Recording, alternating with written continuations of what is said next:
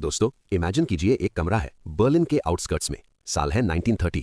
एक तरफ बैठे हैं मॉडर्न साइंस के सबसे बड़े आइकॉन एल्बर्ट आइंस्टाइन, जिन्होंने यूनिवर्स के लॉज को रीराइट कर दिया, और उनके ठीक सामने बैठे हैं रविंद्रनाथ टैगोर, एक ऐसे पोएट और फिलोसोफर जिन्हें west the great Indian mystic के नाम से जानता था। सोचिए, जब एक साइंटिस्ट और एक सूफी हार्टेड पोएट मिलते हैं तो बात क्या होती होगी। क्या उनके बीच बहस हुई, या उन्होंने एक दूसरे में वो देख लिया जो दुनिया नहीं देख पाई। आज के वीडियो में हम उस हिस्टोरिक एनकाउंटर की गहराइयों में उतरेंगे जहां साइंस और स्पिरिचुअलिटी का मिलन हुआ। ये सिर्फ दो लोगों की बात नहीं थी, ये दो अलग वर्ल्ड्स का कोलिजन था। गेट रेडी, क्योंकि आज हम ट्रूथ, ब्यूटी और एग्जिस्टेंस के उन सवालों को टच करेंगे जो शायद आपने पहले कभी नहीं सोचे होंगे। जुलाई 14, 1930, आइंस्टाइन ने अपने बर्लिन वाले घर में टैगोर का स्वागत किया। आइंस्टाइन उस वक्त तक नोबेल प्राइज जीत चुके थे और टैगोर पहले नॉन यूरोपियन नोबेल विनर बन चुके थे। उनके बीच की ये कॉन्वर्सेशन इतनी रिवेटिंग थी कि इसे हिस्ट्री की सबसे इंटेलेक्चुअली स्टिमुलेटिंग मुलाकातों में गिना जाता है। बात शुरू हुई एक ऐसे सवाल से जो आज भी हमें परेशान करता है। क्या ये यूनिवर्स हमसे अलग है, या ये हमारा ही एक एक्सटेंशन है?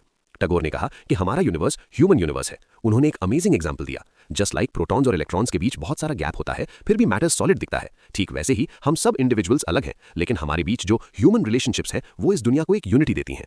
टैगोर का मानना था कि यूनिवर्स की ट्रूथ ह्यूमन ट्रूथ है। मतलब अगर इंसान ना हो तो क्या इस यूनिवर्स का कोई मतलब है? आइंस्टाइन थोड़े हैरान रह गए। उन्होंने कहा, इसका मतलब आप दो टाइप्स की रियलिटी की बात कर रहे हैं, एक जो हम पर डिपेंडेंट है और एक जो हमसे इंडिपेंडेंट है। यहां पर आकर आइंस्टाइन और टैगोर एक बहुत ही इंटरेस्टिंग पॉइंट पर डिवाइड हो गए।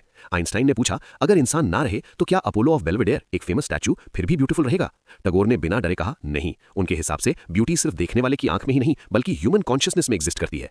टू आइंस्टाइन सरप्राइज, आइंस्टाइन इस बात से एग्री कर गए। उन्होंने कहा कि ब्यूटी तो शायद ह्यूमन डिपेंडेंट हो सकती है, लेकिन ट्रूथ तो इंडिपेंडेंट होना चाहिए। आइंस्टाइन ने पाइथागोरस थ्योरम का एग्जांपल दिया। उन्होंने कहा कि यह थ्योरम तब भी सच था जब कोई इंसान नहीं था, और तब भी सच रहेगा जब कोई नहीं होगा। लेकिन टैगोर का पर्सपेक्टिव डीपर था। उन्होंने कहा कि ट्रूथ को हम हमेशा अपने ऑर्गन ऑफ थॉट्स यानी अपने दिमाग से ही समझते हैं। इंडियन फिलॉसफी का जिक्र करते हुए उन्होंने ब्राह्मण यानी एब्सोल्यूट ट्रूथ और माया यानी इल्यूजन की बात की। उन्होंने समझाया कि साइंस जिस ट्रूथ की बात करता है वो एक्चुअली वो ट्रूथ है जो ह्यूमन माइंड को ट्रू लगता है। कॉन्वर्सेशन तब और भी डीप हो गई जब आइंस्टाइन ने एक सिंपल टेबल का एग्जांपल दिया।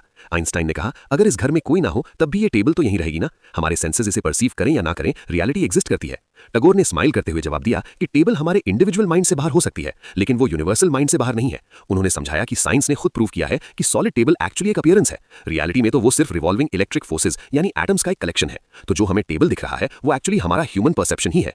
दोस्तों, ये पॉइंट कितना रिलेटेबल है ना। हम अक्सर सोचते हैं कि दुनिया वैसी ही है जैसी दिखती है, लेकिन टैगोर ने कहा कि हमारी साइंस और फिलॉसफी एक्चुअली एक इटर्नल कॉन्फ्लिक्ट है। एक तरफ हमारा इंडिविजुअल माइंड और दूसरी तरफ वो यूनिवर्सल ह्यूमन माइंड। टैगोर ने एक और ब्यूटीफुल एनालॉजी दी जो आपके होश उड़ा देगी। उन्होंने कहा, इमेजिन कीजिए एक ऐसा दिमाग जिसे स्पेस समझ नहीं आता, सिर्फ टाइम समझ आता है, जैसे म्यूजिक के नोट्स का सीक्वेंस। ऐसे माइंड के लिए ज्योमेट्री का कोई मतलब नहीं होगा। फिर उन्होंने एक मॉथ यानी पतंगे का एग्जांपल दिया जो पेपर खा रहा है। उस मौत के लिए वो पेपर सिर्फ खाना है, उसके लिए लिटरेचर एग्जिस्ट ही नहीं करती। लेकिन एक इंसान के लिए उस पेपर की वैल्यू उस पर लिखी लिटरेचर की वजह से है, जो पेपर से कहीं ज्यादा ट्रू है।